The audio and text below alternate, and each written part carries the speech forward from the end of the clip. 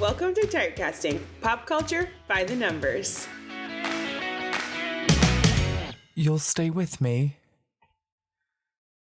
until the very end. I figured you probably weren't gonna. No, I didn't. Was I supposed to do that? That was always. just. See, I feel like until the very end is like what always should have been, because that's like when he's talking to his parents in the forest, and like. I know. I just couldn't remember. I just didn't know the line that well. I knew that is everyone's trying to make it the new always. Like people are getting that tattooed on them, but I wasn't familiar. Sorry, guys. Fake fan here. Well, that's your host, Lucas Graded, and everyone knows that if a hero's journey was written about my life, that you would be not only the side companion, but the mentor.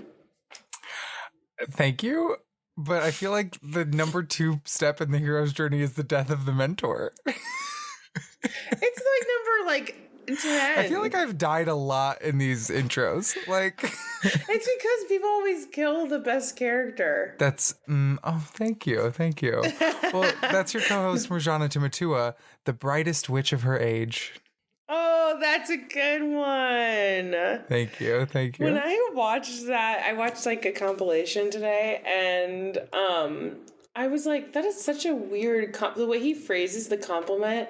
He's like, you're the brightest witch of your age. And I was just like, I don't, like, the sentence seemed weird, but when it said about me, I'm like, oh, thank you.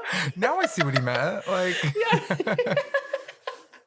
Oh my gosh. Well, Lucas, this is crazy. This is the finale of season 3. We just keep saying it again and again. We started this podcast about a year ago. Actually a little over a year ago is when we started recording. And so it's just so crazy to see this come full circle and where we are today. And I can't believe our little quarantine journey ended up here. Yes. Do you want to hear a fun fact that blew my mind? Of course I do. Recently about our podcast. We released not our first episode of season 1, but our What's an Enneagram, our little crash course episode all about each of the 9 types. We released that a year ago tomorrow. Oh my gosh. We went from September 1st, 2020 to August 31st, 2021 today. Like, that is so cool. Not awesome. Oh, I love it. That is so cool. Oh my gosh. Well, I'm so excited to dive into not only just the wizarding world of Harry Potter, but like Harry Potter and his besties, the golden trio who we all grew up with. If you were to, I mean, like everyone in the world knows who they are in the world. And it's like so crazy. People who've never even seen it at least know like the names Hermione, who's like a minor Greek goddess, I believe, originally. Oh, yes, that does ring a bell, actually. I think she's like a nymph. And then now, and like no one knew how to pronounce it to like being such a huge name. And like, I was just thinking today, I was like, did J.K. Rowling know how big Harry Potter was going to be? If so, would she have named him Harry Potter? Like, I'm like, what? That, like, Harry's such a funny name for a little boy. Of all the names, it's so, yeah. Very kind of standard. I was thinking about that too, because I just started a reread via my audiobooks. And so I was just listening to the first chapter of the first book when Vernon Dursley is like, I think my nephew's name is Harry. What a dirty common name Harry is. And I was just like, wow, like imagine going all the way back in time to before Harry Potter was such a household name. And now there are kids named Hermione. Like, it probably wouldn't be that's not like my cup of tea, but honestly, if I had just stumbled upon Harry Potter and it wasn't a big, like, it was like no one had read it, I would name my kid Hermione. I think it's a really cute name, but because so many people are named it, it's the same way I felt about Elsa when I first saw Frozen in theaters in like 2013. I was like, I love the name Elsa so much. I'm going to name my kid that. And then it blew up. Like, obviously, it's like one of the best animated films of all time. And I was like, okay, well, that's embarrassing. I can never do that. Never mind. Well, Lucas, why don't I go ahead and introduce us to the Harry Potter? He is our hero of the journey of the series Harry Potter, and he is kind of our guide into the wizarding world, in which we get to discover alongside him all of the beautiful, magical, crazy things about the wizarding world. And we go with him to Hogwarts when he's 12 years old. Before that, he is living as an orphan, and really he's adopted by his aunt and uncle, who are just so cruel to him. And it's because they know he's a wizard, Harry. Couldn't do that well. You wizard, Harry. No. Okay. That's all right. Very Hagrid. Is he here with us? Rubius, where are you? Rubius.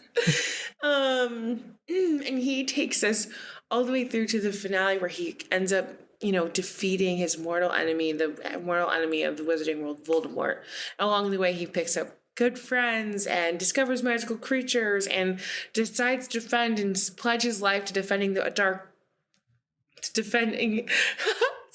to fighting against the dark arts. And he is just an incredible person, because he is very unsure of himself and what's going to happen and what's going to be. And then he ends up making history. And he's obviously just an appealing character, because Harry Potter is like won over by the masses, and he's the center of our story. So I'm so excited to talk about his Enneagram type. I'm sure you have much more to say about Harry, but I also feel like we know about Harry. So go ahead, Lucas. I want to hear.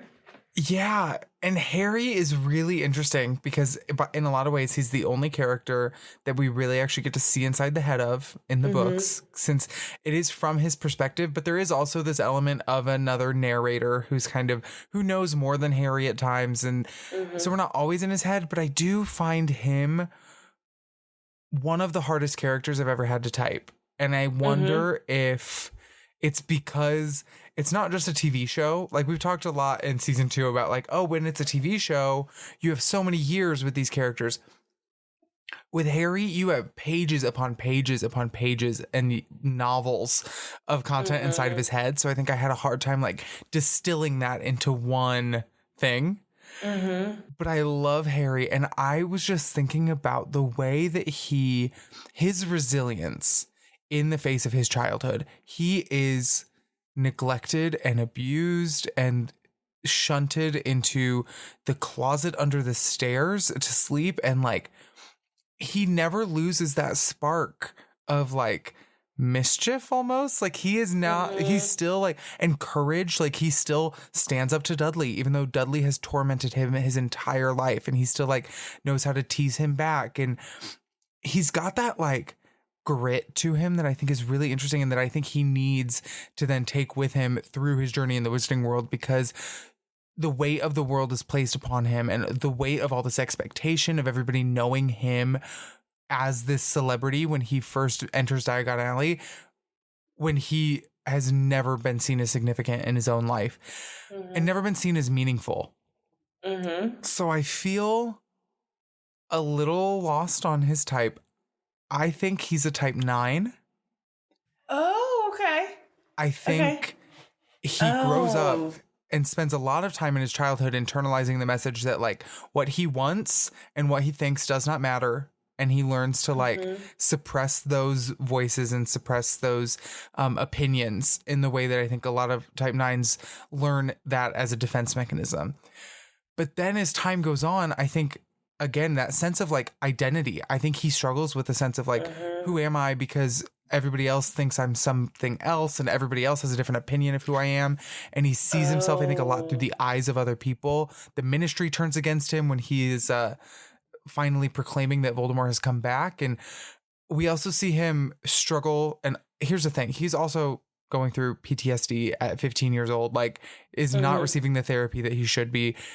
But after Cedric dies, like he has all of these outbursts, and he is really angry, and he doesn't know what he's feeling or how to deal with these emotions. He also sees someone like Cho, when he and Cho try to date, he's like, oh, she's so weepy, she's so emotional. Like, I don't think he has that connectedness to his emotions in the way that someone like Cho maybe does, where she's processing that trauma through sadness, and he actually kind of tends to lash out in anger. But when I say that I think he's a type 9, and I do see that, I think because he's a type 9, there's also so much overlap with the attributes of so many other types inherent in the type 9 that I could definitely be convinced of others. That makes so much sense. So I was having a hard time with him as well. And because we see him through so much. And I had this same problem with Ron, we'll get to in a little bit. Where I was just like, man, I am like skating through, so confused on these people. So I was thinking with Harry, he does just want to be at rest and in peace. And that, so at 9 makes sense. And I was like, oh man, I didn't think about that. But I also kind of saw some 2 in him. Because at the end of the day, you like when we're in his head, we see that he's like frustrated. He doesn't want all the fame. He doesn't want to do the work. He just wants to be a kid discovering, like going, you know, like he just wants to like live his life. And he has to do all of this. And I think at the end of the day, what encourages him is like the people around him and the ones he loves. And I think he didn't understand his basic desire to feel loved until he started to finally feel it. And then once he knew and was starting to be understood and was cared for by the people of the Wizarding World, I think of like Molly Weasley first, and then Ron and Hermione and like Remus and Sirius. He does it for them. And like to lose people again and again and again, I think he gets quite calloused. But he feels wanted there, and that's why he can go up against an opposition of the Dark Lord, and he's not afraid of his name. I do really like the read on the 9. I think he might be a 9-wing 8, where I was like, I think he might be a 2-wing 3 is what I had written down, is that he has that striving for achievement. He wants to make his parents and his legacy proud. But I think he's just kind of like left without the tools to like properly function. And so it's just like, he is compassionate. I think he feels for others, and he cares about the needs of the Wizarding World, but like not so much at an individual level. I think when Hermione's crying over Ron, he's just like, he doesn't know how to talk to her. And like, I think the same thing with Cho that you were just expressing. So I can see the 9 a little bit more, where it's just like, don't touch it, and hopefully it will, like, you know, just like kind of coming into yourself, and just the fact that he's going through all of these things in the need of peace, more than just like to be loved. So I can definitely see that. I think it's just not in a really uncomfortable situation, because obviously he is having to go to like literal war and be the face of it. And he's the face of it. He's like forced to have this burden on him with that. And again, this could be the 8 or the 1, but I think with that wing 8 as well, he doesn't like bullies. And a lot of that stems, I think, from his own childhood. But when he sees Draco, and in the books, it's in Madame Malkin's rope shop, but in the movie, it's when he first like insults Ron and in Hogwarts. And both times he immediately sees Draco's character and is like, this man looks down upon other people. Like, he thinks he's better than everyone else. And he like treats other people as his inferiors. And he immediately says like, I think I can sort out the wrong kind for myself. Like, because he doesn't tolerate bullies. Like, he does not like people who make other people feel small. And so I think he does have that drive of not only the 9 towards peace, but of like the 8, and again, or the 1 of like standing up for others. I think it's the 8 because he has such little regard for rules. I don't think I had the same thought actually as you said that. As he goes along, like, I don't think he really like cares. So I don't think he has like a basic set of principles. He's just like, oh, this makes me angry. Like, so I don't think he has one in him. Yeah, I think he's definitely like just lives with his gut, by the way, in the 8. And so I like the 9-wing 8. I was really hoping for the 2 because I was like, I love when we have a male 2, but especially like in media, they're just super underrepresented. But I think you're right. And the 9 where he's just like, ugh, I just want to like watch the Triwizarding tournament. I have to like be in it. Like, I don't want to do that. Yeah, he's like, I like watching the Quidditch Cup, but also I think he's like, okay, tell me what to do. Like, I don't want to have to make this decision. And part of that I think is because he feels unequipped. But when Dumbledore distances himself in Order of the Phoenix because Dumbledore is afraid of Voldemort reading Harry's mind and gaining secrets about what's going on, Harry feels super lost and super unmoored. He's like, you are the person who tells me what to do, what to think, how to fight this. And when he loses Dumbledore and starts uncovering his history, but also realizing Dumbledore didn't tell me enough about Horcruxes. Like, I don't know what I'm doing. And now I feel burdened with this leadership. Now that Dumbledore is gone, like, I just want Dumbledore back to like, tell me what to do and tell me where to go. Like, he looks for that guidance instead of, I think, being inclined towards like, okay, I'm going to make the plan. I'm going to like take the action steps. And it's only when he's spurred on by that gut feeling of like Malfoy stealing Neville's Remember All or things like that, where he's like, okay, now I'm going to charge forward and like go and like just rectify this. But he really wants, and he's constantly looking not only in Dumbledore, but in Sirius for those like father figures. And I think part of that comes from his lack and his struggle for identity and looking for remnants of his parents to establish an identity through family. Like, I see a lot of those different remnants of, I think, the type 9, the self-forgetting, and also kind of the camouflaging and the reflecting of who he's around. It's so funny when you say that, like, disregard of the rules, because yeah, he really is just like, we got to go sneak out, we got to go help Hagrid, or whatever it is, the Marauder's Map, the invisibility cloak, like, he does not care about the rules. Absolutely. Well, that is good. And I think like it's easy for main characters to be 9s so that so everyone who participates in the book can kind of like connect with them in the way that the 9 can. Yes. I think that makes sense. Ooh, interesting. If you're writing a book, it's like an interesting thing to think of. This is, wow. I feel like I just need to take a deep breath because that's a big weight off my chest. I was really nervous about Harry, so I'm like so glad that we feel good about. I'm glad you had that, because I would have totally gone on a 2 rant for a while, and then as you said 9, I was like, oh yeah, that's what it is, because I like went through them all and had a tricky time, and I might have given up by the time I got to 9. Yeah, you make your way all the way around the circle, and you're just burnt out. Oh my gosh, I'm so excited to hear you talk about the next character. I love Hermione Granger with my whole heart. This little girl, she grew up in the Muggle world. Her parents are dentists. She finds out that she is a witch, and she reads every textbook cover to cover before she even steps foot on the Hogwarts Express, because she is going to come prepared.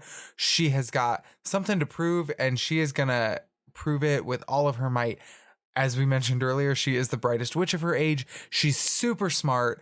And she also is the reason that Harry and Ron have survived 7 books. Absolutely. They could not have done it without her. Even in Chamber of Secrets, when she is petrified by the basilisk whilst trying to uncover the mystery, it is still her research that they find that lets them solve the case. Like, even when she is petrified in a hospital bed for months, she's still the reason that they succeed in the second book. And just throughout the whole thing, she is the one who has packed a bag, has learned to do her like giant magical filling bag, and packed a campsite, and like leads them kind of on their adventure after they leave Hogwarts. She is, I think, just an incredible character, a role model, I think, for so many girls who are looking for, who I think are underrepresented in media, as like, they're bookish, they're smart, they're maybe not the most social. She's not maybe, and I think we've really seen, speaking of like Elsa and like recent Disney movies, we've seen what it means to be a Disney princess change. But I think before recent Disney, like, Hermione doesn't fit the mold of a Disney princess, because she is more concerned with her wisdom and her intelligence and her skills than she is in the social scene or things like that. And she's not just like, she's not concerned with being likable or palatable at all. Yes. Like, yeah, she does not apologize for being herself. Like, no. And I love that about her. I love that. And I don't want to say too much more because I feel very confident in her type. And so I don't want to like try and give too much away before I let you take the stage and tell us what you think her type is. I'm obsessed with Hermione also. I just was reminded today because I watched like a 45-minute video about like her life, like and her like, and I just was like, I love her, especially book Hermione. I like forgot how intense she is, and like I just was obsessed with her. I think Hermione's a one wing too. She sees the world for a very... I'm so sorry, not me to spoil the wing already. Sorry, everyone. I know she's one. You're good. I'll forgive you. I love it. Like, the thing about her... But the two is important because she has a very hard time breaking rules. Like, we might get killed or worse, expelled. Like, everybody knows. Yes. Everyone... Like, that's like her most famous line. She needs to sort out her priorities. Yeah. Oh my gosh, that's such a good part. And she like does not want to leave the corridor. She like ends up in their friend group on accident. You know, she's like telling them not to leave the corridor, like let's not do this. And then she ends up being outside with them, and so she has to go through with it and kind of sees and understands what's happening and then stands up for the boys. And I think she has that wing too because she is able to see what is better for the greater good. And I love that about her. But I do think, like, you know, she's obviously super bookish. She wants to do everything. She wants to know everything there is to know about the wizarding world. And she's super driven. But the same way we just said, she's not like palatable. She strives for perfection over performance like every single time. And she has like her rigorous schedules. What? I just thought, speaking of perfection over performance, sorry, this just came into my head. In Half-Blood Prince, when Harry gets the Half-Blood Prince's textbook and has all these shortcuts and these like different ways to do things to make the potions better. And he's like, oh, don't cut it, squeeze it with the flat of the knife. And she's like, no, the textbook says I have to cut it in half. And like, she cannot bend the rules, and Harry ends up doing better at potions because she is so about sticking to the letter instead of like what is the most effective way to get something done. I know. I'm obsessed with her in that way. I love that she like I wrote down like her parents are literally just so chill that they like knew nothing about the wizarding world. They sent her off, and like she's like, oh, I have to go to like I'm gonna miss Christmas this year, like whatever. And they're like, okay, like we had a skiing trip, and they're just so chill. Her like 12-year-old daughter, they're just like, okay, bye. Oh my gosh, she's so funny. And I just wrote, oh my gosh, I just also like, just to like circle back, I have so many notes about her character because I love her. I just was like, I could not believe in the books that Snape bullied Hermione about her teeth. Like when Draco like hexes hers and they grow to be her size, and he's like, I don't see a difference. I was won't like, let her go to the hospital wing. Yeah, I know. And then she shrinks them too small. And the thing that she's concerned about is like if she's sad, I think, a little bit disappointed in herself that she did something for her looks, but people have been making fun of her a lot. But then secondly, she's like, my parents can't find out about this. Like they're going to be so disappointed because they're dentists. And they're like, and I thought I would be like, oh, my parents are dentists. They'll understand like the one thing I fixed for my teeth. And she's just like, no, she doesn't want to break the rules and like use magic on there. And then I think she also just has like really good punishments like throughout, like, and I just think this is a little bit one because they see the world the way the world should be. And like, if you're not going to abide by the rules, in the way that she finds out about Rita Skeeter's animagus, and she's like puts her in a jar. Traps her in a jar, yes. For a while. Yeah, for too long. Like that is a human rights violation. And then also how when they have Dumbledore's army and a character who's like very minor, I don't think she comes up again. Like when she like rats out who's in Dumbledore's army, she gets pimples that say sneak on her nose. And I don't know if this is true, but the video I watched today, because I remember I was laughing so hard when that happened, but they didn't disappear until well after she graduated from Hogwarts. So yes. I think that is so interesting. And she was like mad that Ron got liquid luck because like you need to like get on your own merit, but then when she wants to help him win, she'll do it because she sees the world through her world or her eyes. And I think she's just like such a classic, lovable, adorable one. What do you think, Lucas? I should have just chimed in right at the beginning because I totally agree. And I was so scared if you were going to say she was anything other than a 1 because I love her so much. And I think she has so much of that 1 energy. I was literally thinking about how she does like confund Cormac McLagan to help Ron get the keeper spot because like those deep personal relationships are the one thing that she will bend the rules for.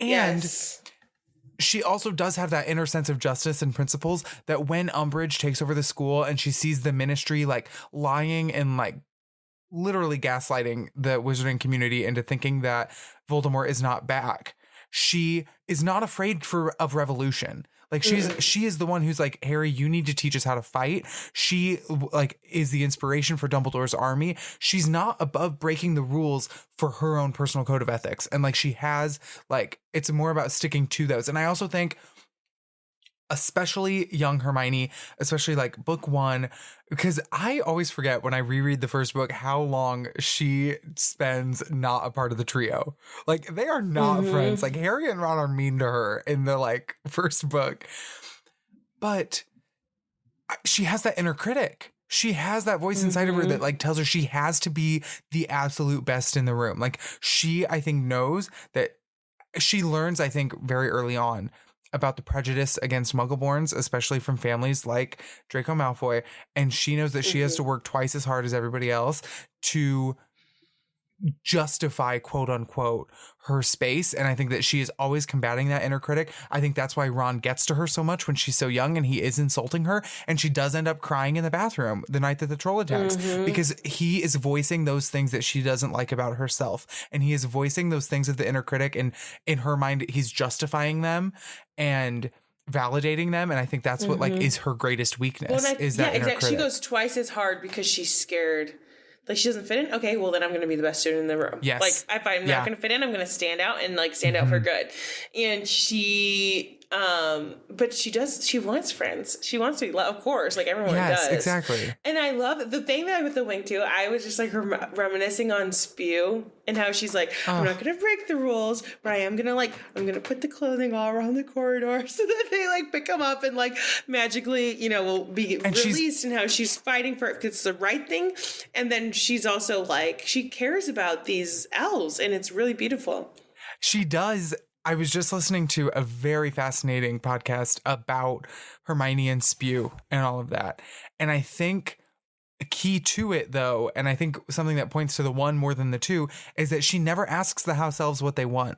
Like, and she doesn't hear them when they say that, like, they don't want to be forcibly freed. And that's why she's trying to like bend the rules or like find the loopholes to set them free, because she sees this situation and she's like, this is wrong, and I am going to do whatever I can to free them. But throughout the whole series, the house elves don't want to be freed. And I think that she's just like, I know what's best for you, and I'm going to impose that upon you. I do think in this podcast, everyone go check it out. I'm sure you've heard of Potterless. If you're listening to this Harry Potter podcast, then you know it is like the Harry Potter podcast.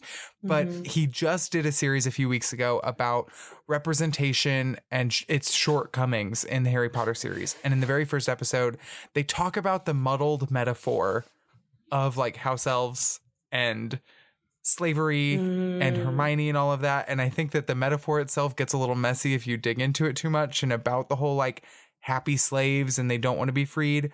But I think just looking at like Hermione's Enneagram and the way that it impacts her behaviors in there, that's where I see like a 1-wing 2 more than a 2-wing 1, Exactly. Which I love, because we've had like way too many like women just be 2s because they're women. So I'm like really happy to to do that.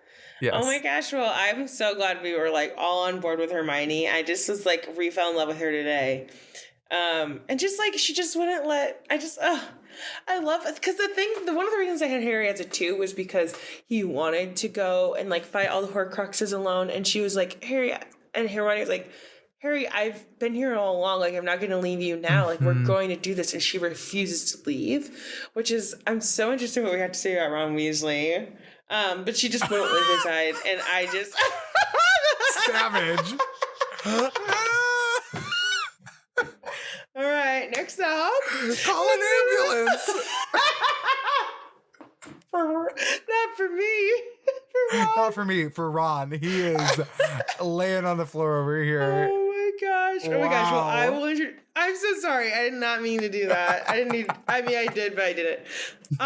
So our next character, who I also love, I don't think if Ron and I went to school that we would not be friends. Like, I don't think. I think I would like see him and like be happy for him on his own right. But so I didn't mean to go out so harsh, but I also like, not that I'm called out, I might as well own it that I'm not the biggest Ron Weasley fan, but I do like, he's so lovable, especially in the books. Like I felt like I think like both are really fun. They're just very different characters, the movie to the book. They give a lot of Ron's best moments to Hermione as the movies go on. Yeah, which is just mean. Okay, so Ron is Harry's best friend. He's a Weasley. We talked extensively about the Weasleys a couple episodes ago. And he is the sixth born. And he is the sixth male, and it seems very much like they were trying until they got a girl, because the seventh is finally a girl, and then they stop. And so he kind of is looking to be something, because like everyone seems to have a niche and is good at something and is known for something, and the Weasleys have a big name, and I think a lot of it comes from like they were being made fun of for being poor, and so they're like, we're gonna have these amazing personalities and be great, and like everyone's just like 100%, and Ron is very much just like trying to figure out what his gig is, and we can see that, and when he looks in the mirror of what I want the most, what's that called? Erised? The mirror of Erised? Oh, I thought it was at least going to mean like desire or something. It's desire backwards. Oh, okay. I like that. The mirror of Erised. And when he looks into it, he sees he's the head boy or the Minister of Magic, and he's like, there's like celebration, there's dragons flying in the background, and it's very beautiful and fun, and it's like that's his main desire. And he loves Quidditch, but he's not the best Quidditch player. He gets there, but like it takes him a second. And he kind of has some like moments where he's envious of Harry, but he's also the person Harry can always go to. So it's like it's kind of complicated. So that's again why I say I hope I didn't fall too like harsh on his shortcomings and not the rest, because he's like a very lovable character, but I think he's really growing up through the books. For sure. And I'm really curious, Lucas, what you think his Enneagram is. I feel like I was just possessed by the spirit of Ron Weasley as you were talking. Oh my because gosh. I had a brand new number just come into my head that I know this is a little like off the cuff, but I can't wait to see how you react to this. I think Ron is a 4. He is a 5. He is too. Oh, okay. It just hit me. So I was so worried to have to defend myself fiercely. So I'm like so excited right now. Wow. Okay. You are so right. He is so envious. One of the numbers that I thought about for Ron was a 3, because when he looks into the mirror of Erised, he sees nothing but accomplishments. However, none of those accomplishments are rooted in his desire to accomplish anything. They are rooted completely in his comparison to the people around him and to his family. And like, he is so defined by feeling overshadowed by his family, and he lacks that sense of identity. He lacks that sense of significance. And then he meets this kid on the train and they become friends.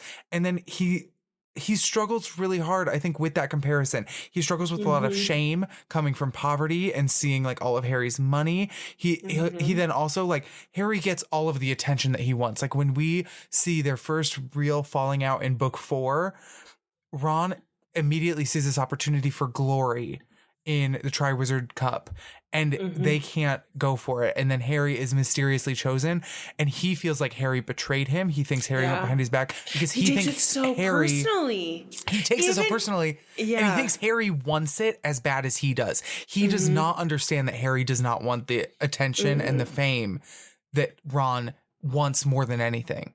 Well, because one of the things I was thinking of, even if Harry did do it, it has nothing to do with Ron.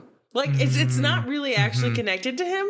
And so I thought it was so interesting that, like, that is their first falling out. He does the same thing with Victor Crumb. He's like, he's very jealous of him being with Hermione when, like, he could have asked Hermione but treated her like a last resort, even though he's, like, in love with her. And it takes years for him. The reason why he leaves the group, because I thought we were going to say he's a 6, because in everything I've ever seen that was about, also like, on my list. Enneagram typing, like Harry Potter people, like Ron's a 6 because he is anxious and he's like not sure if they should be doing it. I'm not sure what his creative outlet is, but I'm like, this kid leaves consistently. Like, that is his thing. Yeah. He gets mad and he storms off. We are forced. We know the Irish. He goodbye. isolates himself. He sees himself as an outsider, so he makes himself an outsider, which is like exactly. I just read myself because that like is very much a 4 thing to do. And he wants to live up to everything, and he does sacrifice himself. I think he is pretty empathetic, but he's just consistently in a like, okay, weird place with himself and his feelings, and like totally right, like totally okay that he is that way. But he does spend a lot of time like by himself, like just a teenager, like trying to figure out those things. And I was wondering if like one of the reasons we do see him in like not such great health, like I'm like, maybe he just hasn't found his like creative niche yet. I mean, like maybe just like saving the world like takes some innovation, you know what I mean? He plays chess. But like I don't know what exactly it is, but I do think he's probably, I can see the wing 3. I was originally thinking wing 5 because he's in his head, but I think like when you said 3, I'm like, okay, yeah, I can definitely see how he wants prefect for attention and like as a social he status. Wants to be popular. He wants to be well liked. He wants to be well known. Like I think he has that like desire to achieve, but he has none of the drive. Like, and and he and Harry both are like, Hermione, do our homework for us. But like that was one of the things that drew me away from the type 3 and why I was struggling with, because as much as he wants it, like he doesn't have the work ethic that a type 3 does to actually like do it. Yeah, and he just wants to be like known. Like I think each one of his siblings kind of has a thing, and I remember in the books, like his mom doesn't make the sandwich he wants. He's like, "Oh yeah, just have this," and it's like, and I think the narrator tells us like his mom doesn't remember which one he doesn't like because there's like so many and he's like so far, and you know. He kind of gets the hand-me-down a lot. He just like, and I don't think he's mad that it's poor, but just like, I never get the thing I like want. And like, no one really understands what my desires are. And so I think he's a 4 and I'm so happy to welcome him into the club. I was just like, so sure. I was kind of the way I said why I started that way, but like he keeps leaving. I was like, I was just so ready to defend the fact that he's not a 6. That I was like, for sure. He just leaves too often. And like, again, we all cope in our own ways. That's fine. It's good. But I do not think he is a 6 because of that. I think we've talked a little bit because I think Ron is a little bit of a controversial character. I think sometimes he gets too bad of a rap because he leaves so much. But I didn't know that. In the 7th book, he leaves again. And like he feels again, I think, envious of the relationship that Hermione and Harry have. And he feels like he's on the outside. A lot of this is exacerbated by the Horcrux that he's wearing. Like the locket is amplifying those feelings. But he also gets into this big fight with Harry, listening to the radio, feeling so cut off from his family and listening every night to make sure that none of his family are dead.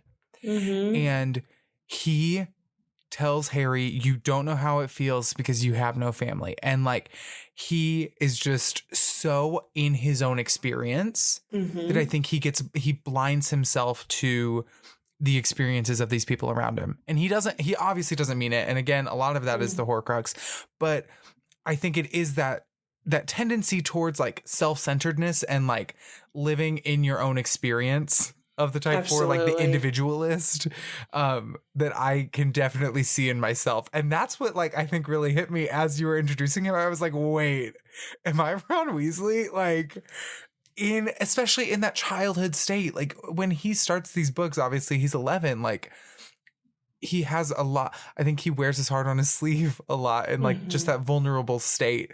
And it would be really hard, I think, to be best friends with Harry Potter, because definitely, Harry is the chosen one, and he is showered with all of these privileges of fame, of money, and he doesn't want any of it. And it's like everything that Ron wants. And I think that the fact that they do actually maintain that relationship throughout the course of the series and like through the future, he becomes, I think, so much more well-adjusted. Like, I love the way he jokes about being famous in the epilogue at the train station when they're like, why is everyone staring? And Ron's like, oh, I'm an international superstar or whatever. Like, and at that point we see him like having come to terms with like who he is as a person and like his own personhood and identity and individuality. And he's not comparing himself in the way that he used to. Exactly. I like that a lot. That's a great read. Oh, I'm so glad we agreed on that one, because I was like so nervous. Wow. I was ready to go to war. I had so many nights. At all. So, because you're right. He's always a 6 on the like Instagram posts that I see. So I know. And I was just like, he's not a 6, guys. Like, he's just not. And I love him. Because he's one of us. Our favorite. Our favorite. Well, Lucas, we do have a little bit of extra time, and as it is our last episode of the season, I know I never want to stop. Do you think we should maybe type somebody else?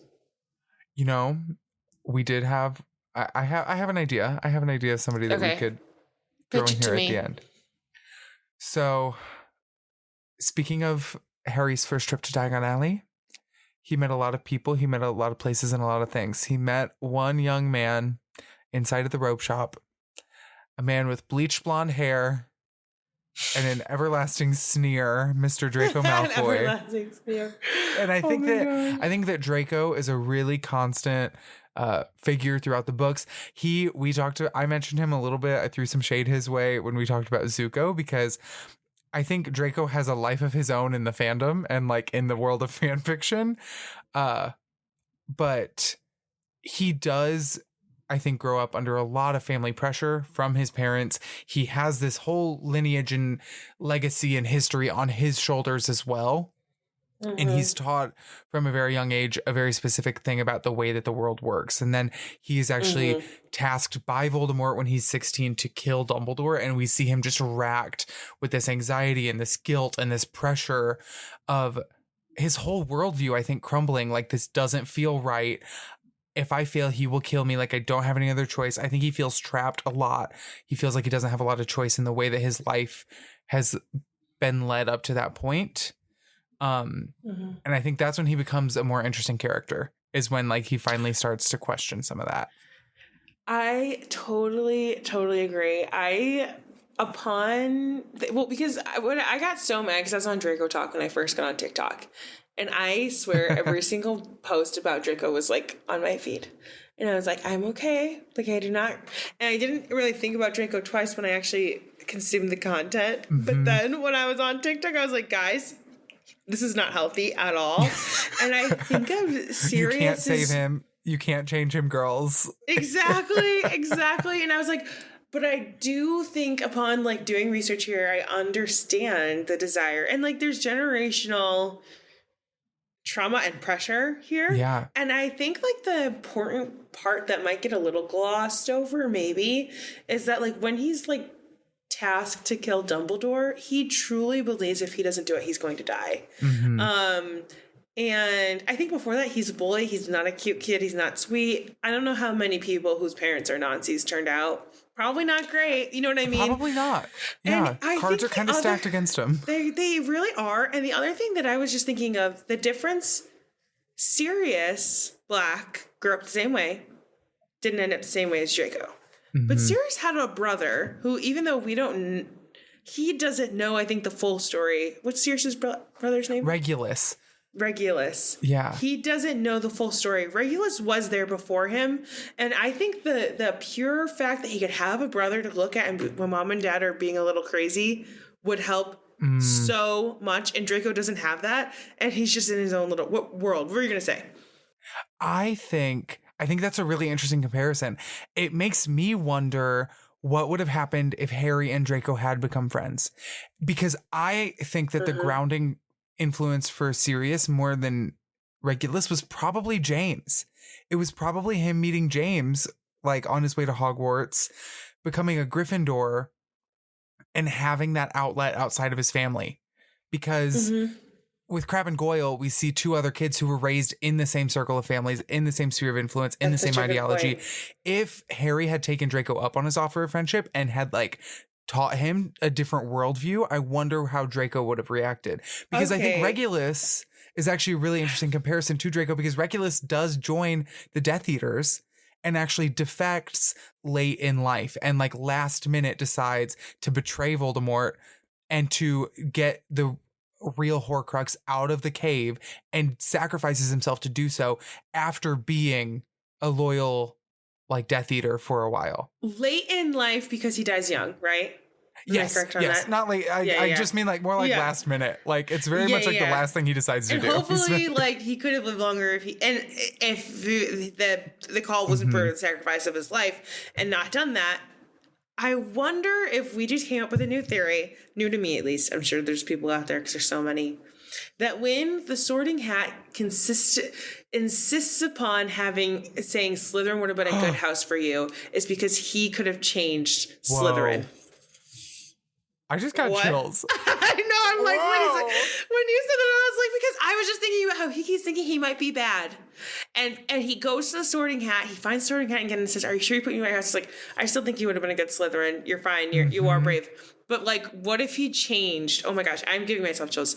If he would have changed and he could have been Regulus, but been out and loud about it, and they could have led the charge. Think about if you had all those Slytherin, all those people like in the Dumbledore's army, and they knew all the plans because their parents were in there, and they could have infiltrated from the inside, and it still worked.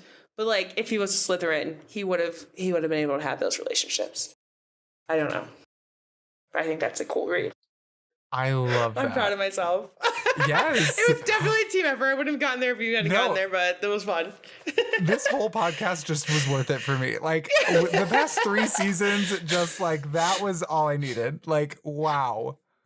Yeah. Mind blown. I love that. So what do you think his type is? Oh, he's a 3. Yes. He like needs to like earn the validation of others. And he's a social climber. His family's a social climber. Not his fault at all. Like, it was definitely instilled in him upon birth. But I think if like he doesn't have as much trouble with it because like his natural inclination is towards 3. I completely agree. I think probably a wing 4, as we see those questions of like self-doubt, of who am I, like just some of the melancholy and the deeper feeling. Like, I think he's a sensitive individual as things get on. And I think that comes from a desire for more authenticity, that he spent his whole life, like just performing and social climbing, like you say. And then like, he has this little voice in the back of his head that's like, but who are you? What do you want? Like what, like, and I think that stems, I think he's just more interior focused than the external extroverted focus of a 3-wing 2, you know? Do we ever see what he would have seen in the mirror? What he sees in the mirror? Ooh. I would be so curious to know what that is. That's interesting. I wonder, do we ever see his Bogart either? Like, I wonder what his like worst fear would be. I don't think we know. I feel like the Bogart thing, he's there when everyone else does it. Because he makes fun of people, doesn't he? He is, at least in the movie, I think. But I know sometimes the books don't have all 4 houses. Doesn't say. In the classes at once. There's a lot of theories. Oh. I'm going to be like, now I'm going to become one of the Draco fanfiction girls. Like, going down all of these Draco fan theories about the mirror and the Bogart and everything. I'm just curious, like, what... Like, because I think that would be so helpful for us to understand his motivations. I just like wonder if he grew up in another family, what he would have looked like. You know what I mean? Was he just impressionable? I don't know. Because especially, I do think like being an only child, and then like also being around all those people, and he was told he wasn't going to Hogwarts because he was his dad's best buddy has the other one, and like all that stuff. Can you believe the school actually teaches dark arts? I was like, why would you do that? Well, and I wonder how much of that is true. Like, because it is like kids talking about other schools, you know, and you wonder how much, like, is that a reality? Maybe they turn more of a blind eye to it. Like, I wonder if they're just like, oh, you know, those Eastern Europeans, those Durmstrang kids, like but Grindelwald did, I think, have a lasting legacy there too. So, and we see Crumb talk about that more so in the later books. So that would be interesting.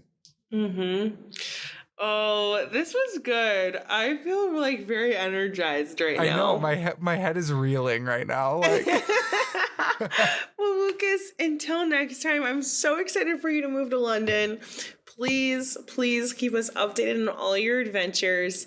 And like, let us know if you find any portals to the wizarding world while you're abroad across the pond. I think that might be in violation of the International Statute of Secrecy. So I do want to say, like, any wizards out there, if you are listening, I will keep your secret, actually. Like, this is a podcast. They don't do that. Do feel free to invite me to Hogwarts. All right. Bye. The numbers. Bye. Thank you for listening to Typecasting. Leave a review and tell your friends about the show. Follow us on Twitter, Instagram, and TikTok at Typecasting Pod for more Enneagram and pop culture fun.